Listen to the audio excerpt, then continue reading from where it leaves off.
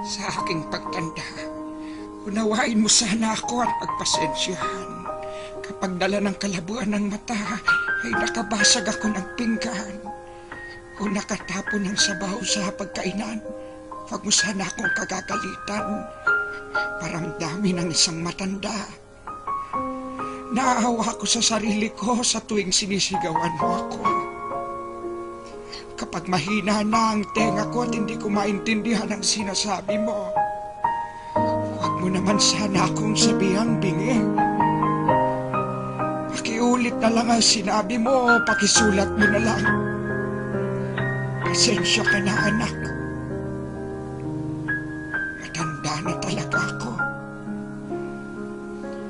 Kapag mahina na ang tuhod ko, pagtiyagaan mo sana akong tulungang tumayo. Katulad ng pag-alalay ko sa iyo nung nag-aaral ka pa lamang lumakad. Pagpasensyahan mo na sana ako. Kung ako man ay nagiging makulit at paulit-ulit na parang sirang plaka, basta pakinggan mo na lang ako. Huwag mo sana akong pagtatawanan o pagsasawaang pakinggan. Natatandaan mo pa ba, anak, nung bata ka pa? Kapag gusto mo ng lobo, ay paulit-ulit mong sasabihin yon. Paghapon kang nangungulit hanggang hindi mo nakukuha ang gusto mo. Pinagtiyagahan ko ang kakulitan mo. Pagpasensyahan mo na rin sana ang aking amoy. Amoy matanda, amoy lupa. Huwag mo sana akong piliting maligo. Mahina na ang katawan ko. Madaling magkasakit kapag nalamigan. Kaya wag mo sana akong pandirihan. Natatandaan mo nung bata ka pa, pinagtsatsagaan kitang habulin sa ilalim ng kama kapag ayaw mong maligo. Pagpasensyahan mo na sana kung madalas ako'y masungit. Lala na marahil ito ng katandaan. Pagtanda mo, maiintindihan mo rin ako. Kapag may konti kang panahon, magkwentuhan naman tayo. Kahit sandali lang, hinip na ako sa bahay.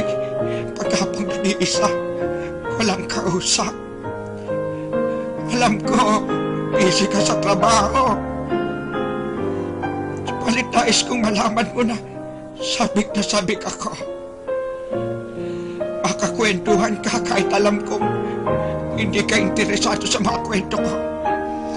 Natatandaan mo, anak, nung bata ka pa, pinagtyagaan kong pakinggan at intindihin ang pautal-utal mong kwento tungkol sa iyong teddy bear.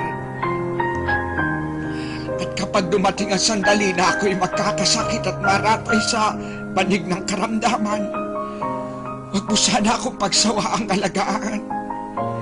Pagpasensyahan mo na kung ako man ay maihi o matubi sa higaan.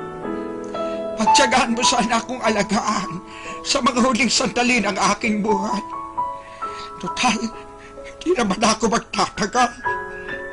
Kapag dumating ang sandali ng aking pagpanaw, hawakan mo sana ang aking kamay at bigyan mo ako ng lakas sa loob na harapin ang kamatayan. At huwag ka mag-alala.